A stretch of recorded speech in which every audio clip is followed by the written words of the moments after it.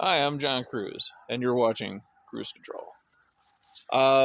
This episode um, was originally just going to be about this new Crown Vic that I got, but I figure I'll show you guys around the little car corral we have back here. I have, and this thing, at one point, there was 1, 2, 3, 4, 5, 6, 7, 8, 9, 10,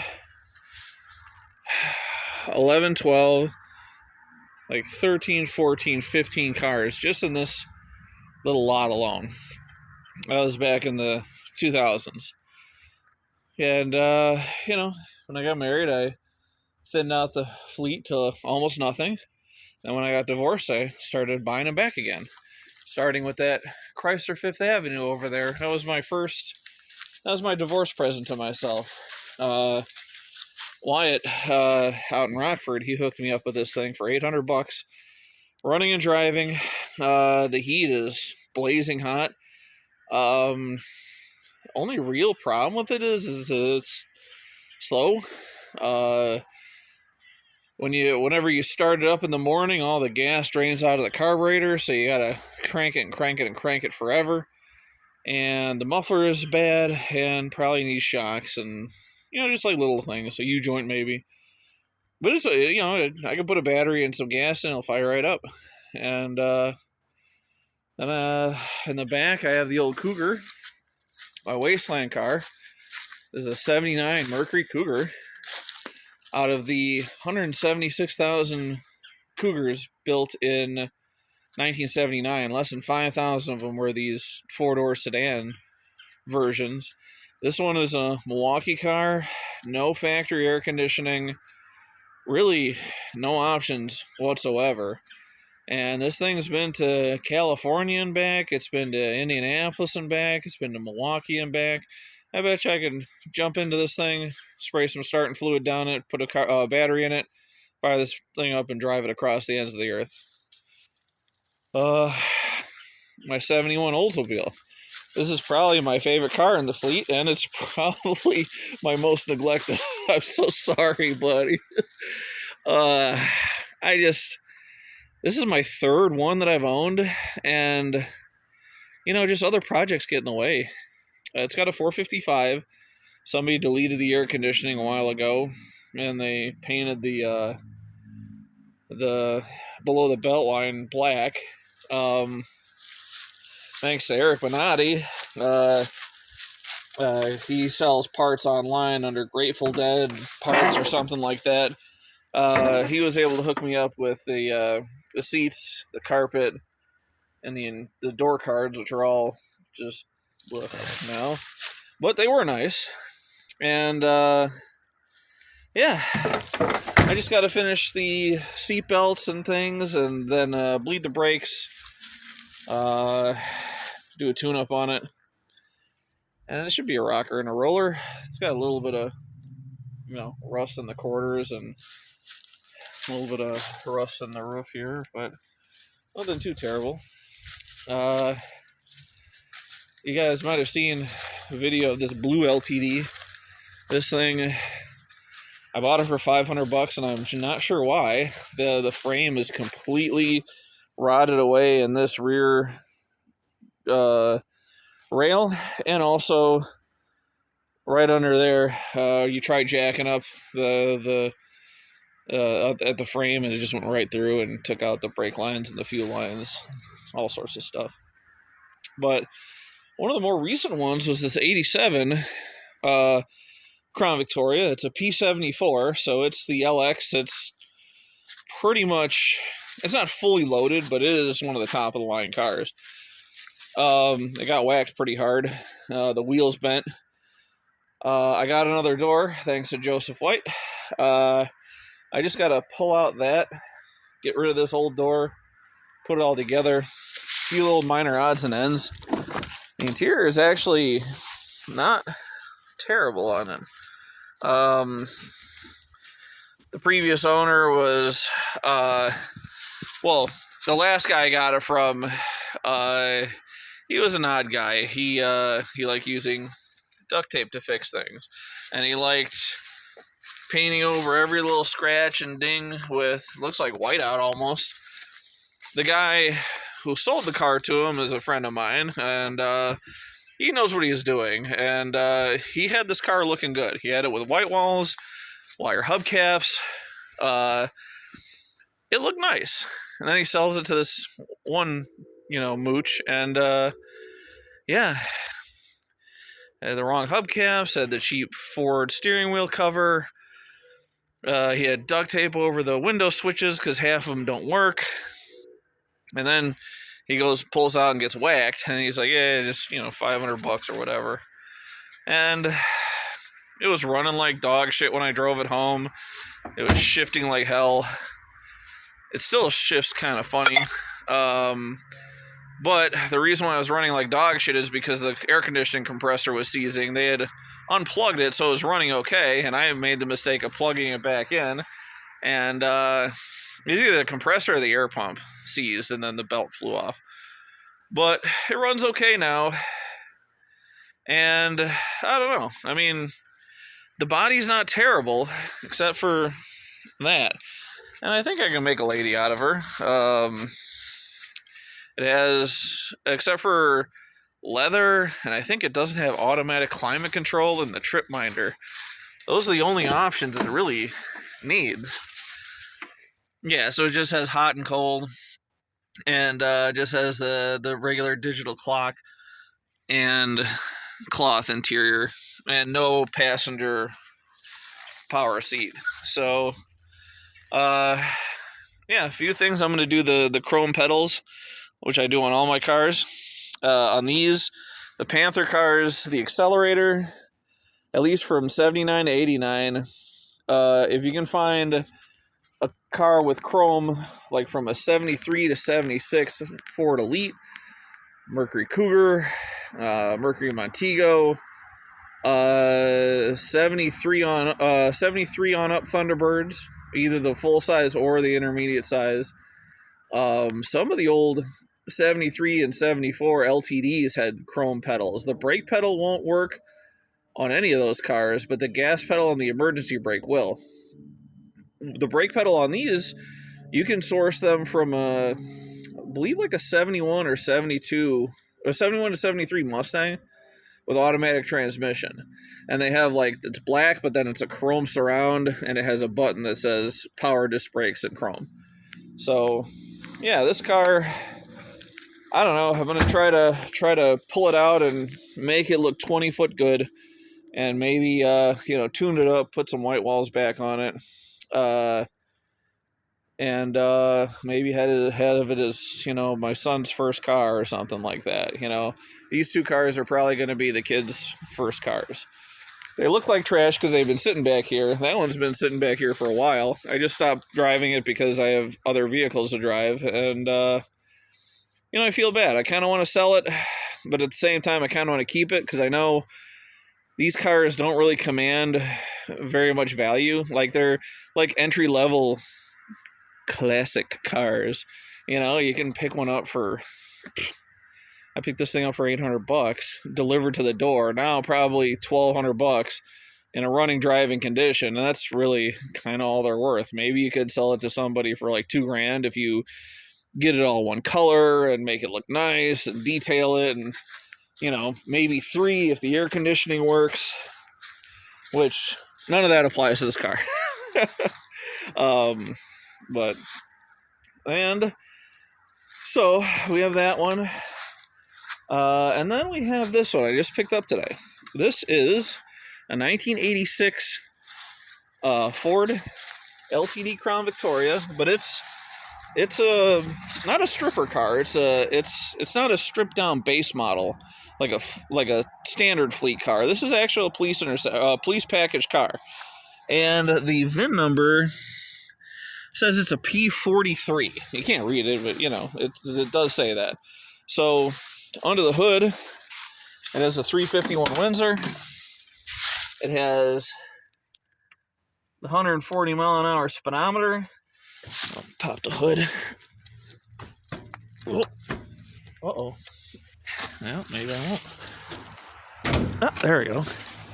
Little buttons and stuff that I think that's a trunk release, and has a ticket light too. I don't know if that's factory on this thing, but it may be. It doesn't have the chrome door sills, which I find a little peculiar. But yeah, under the hood is the 351 Windsor V8, and it is it's a 2-barrel.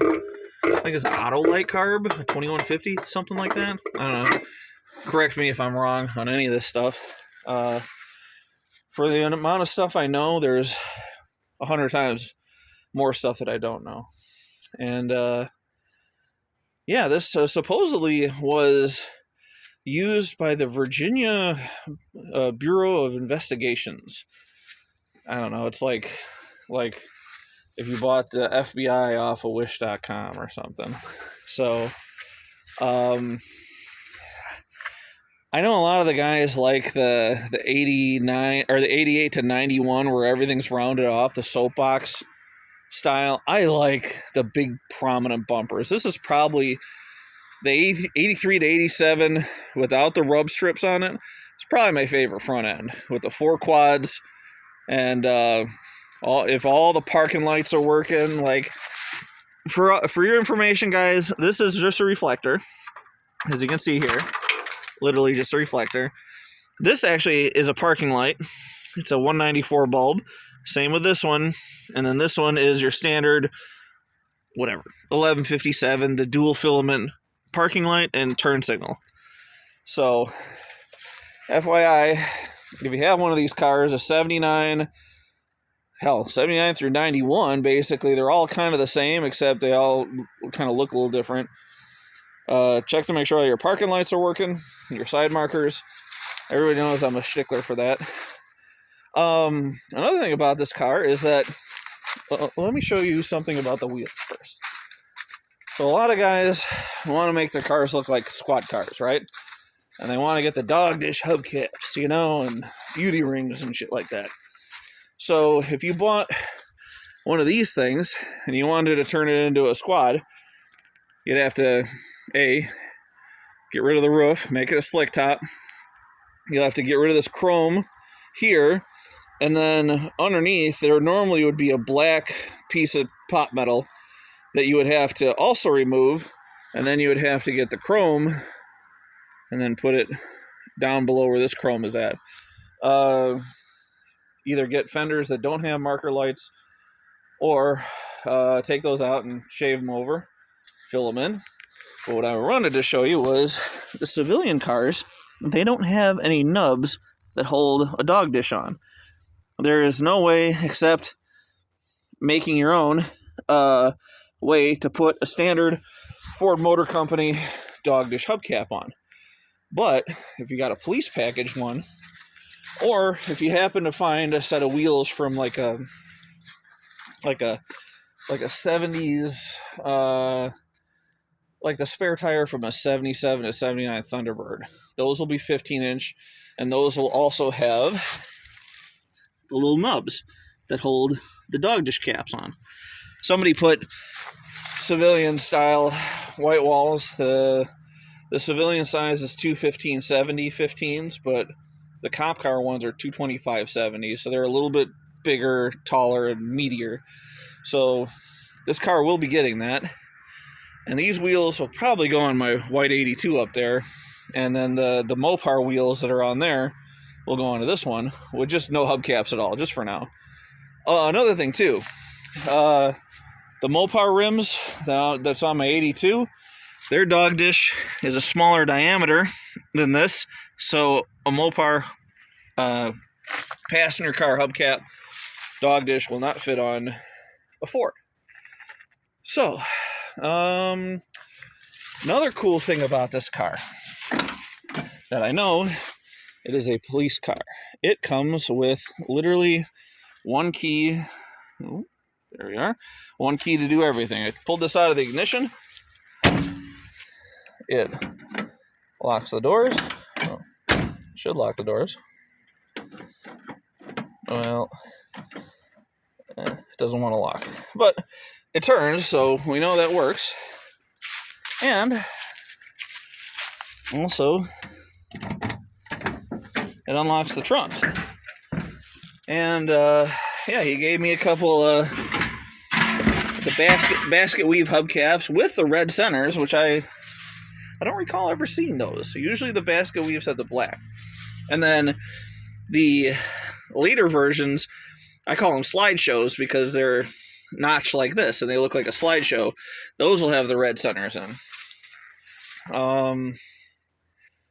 Yeah, I mean, this car would be a great car, except right under this, the demo guys call them crush boxes. Right in this crush box down here, you can't see it from here, but it's all rusted out. Just literally destroyed.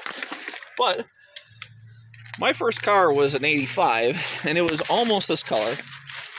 And sitting in this basic-ass interior with without the full armrests, because you only get those. Let me show you what those look like. You only get those on Grand Marquis of all years. They come standard. They don't come standard on the base 79 through 82 Marquis, though. You had to option them up. Or pretty much any Crown Vic P74. An LX, one with the power windows and locks, and I think they call it the, luxury interior group or something. The Ford has some name for it that I forget. It's some kind of something group. But yeah, so the door cards, the flight bench. Actually, mine was a split bench, but it was this exact pattern, just not completely filthy. And also, shit. My car had the same radio. Usually the cop cars for the earlier years don't have the wood down here. It's just this is body colored or black or something, and then this is wood. I think by 86, they went all wood all around. Man, it reeks in here. Holy crap. Ugh, I can taste it. But one of the things I've always loved is this little jewel on the steering wheel. Now, this one's just fell off. But I remember when my old man bought, I don't know why, but he bought a brand new 1986 or 85 Ford Escort from Burt Weinman Ford, 3535 North Ashland in Chicago. And we were in the waiting room, or not the waiting room, the showroom, and there was a Crown Vic. It was a P74 like that, an LX, but it was this color tan over a chocolate brown, and it was fully loaded. I mean, it had leather. It had the formal roof where, I'll show you in a second, where the roof sticks out in the back. And I'm sitting in this thing just like a pearl inside of a clam or something, just sunk into this pillow leather interior. And there was this shiny little Ford emblem, like a jewel, just be set in the center of the steering wheel. And of course, I'm 6 years old, just going beep, beep, beep, beep, beep, and some guy in a checkered suit comes out. He's like, "Do you need help, sir?" And I'm like, this car is awesome. I love this thing. I want it. It's okay, well, that's $14,000 or whatever, $20,000, whatever it was at the time. Do you have that? And I'm like, no. I kept trying to get my dad to buy it, but yeah. So just sitting in this car kind of takes me back to, my high school year. Well, after I graduated high school, because I went to St. John's. But, I got my first car in 98. And, this kind of really just totally reminds me of it. Just the headliner isn't drooping like mine wasn't, of course mine had a good dash. This is all jacked up. I had the same steering wheel, same dash, I had the 85 mile an hour base cluster, the same type of, or same setup of door panels. It just, and everybody's like, yeah, like, why are you doing this? This car is like rusted in half. And I'm like, I don't know, because I want to. That's why, it's, I think I could make a lady out of her, you know. I definitely want to get a spotlight installed on it because, it's got all the other cop car equipment on it. It might as well have a spotlight, right? But I don't know. Maybe this was just a civilian. Well, it can't be just a civilian three. You couldn't, unless it was Canadian spec, you couldn't order a 351 Windsor off the floor. You had to like go through fleet sales, from my understanding. I mean, also correct me if I'm wrong, but that's my impression. So this thing has to have been ordered as a police package. But somebody could have just put the cluster in, and no, because then the one key thing that would be a trick to do. I mean, it's not impossible, but it's not likely. So yeah, I don't know. Like I said, if I'm wrong about any of this stuff, and I'm just blowing stuff out my ass, just tell me in the comments. And I always love learning new things about these cars. I'm always learning something new about them. But yeah, I think this one's a keeper. I'm gonna try to fix the frame if I can't. I've never done one before, but I'd like to try to, take the body off, and slap another frame underneath it. It probably won't be the HD frame, so all the demo guys like, oh, it's got to be an HD, or I don't care if it's not an HD. They're not as strong. The HDs are strong. And this one is an HD. It actually, on the frame rail up under here, it'll just say STD, which doesn't mean the car has, whatever, a sexually transmitted disease. Just means it's a standard frame, or it'll say HD. And I got vague answers to what the difference is. I guess the everything from the firewall forward is slightly different and beefier, and like some of the sections of frame are beefier. But this one also has the sway bars. So I saw when it was on the tow dolly, it had a rear sway bar, and I think it has a front one too. And they're bigger than, either the civilian one doesn't have one in the back, or if it does, it's a really thin one. I know they have them in the front, but it's still a thin one. These are thicker. I don't know how thick they are, but they're thick enough where this car can at least corner and have some performance, at least by 80s standards. I think the 302 is rated at like 140 horsepower, and then this thing is probably like, I don't know, 180, which, like back in the 80s, that was hot stuff. Like you could catch a Porsche with it, and now it's like 180. I mean, you couldn't even catch a Hyundai with it, and my ex-wife's Elantra would outrun you. So yeah, this is the car. I mean, it has a good curb appeal. The paint's still there. It just needs to be shined up, and the interior definitely needs to be detailed, and then the frame has to be taken care of. And it has no brakes, so I got to go through and get all the brake lines done. And the engine will only run if the ignition is in start. So he has a video, the previous owner. So when you have it, all the buzzers, it won't run. Even if you start it, it'll start and run, and then you let go, and then the engine dies. So he says it's probably the ignition switch underneath, the electrical one or whatever. So maybe I'll pull the one out of the white one and see if it works, and at least get it so it runs, and then get it so it stops, clean it out, and then see if I can't cut out a piece of frame and weld it in and just kind of like half-ass it, or maybe just get some regular metal and just kind of like box over it. Just something where it's a little bit more structurally sound, so if I ever do get into a collision, I won't like the car won't fold up like origami. Yeah, that'd be bad, like having me cut out of my own vehicle. So yeah, so that's it. Like I said, thanks for tuning in. Keep a shiny side up. Keep it under 100. Have a good day.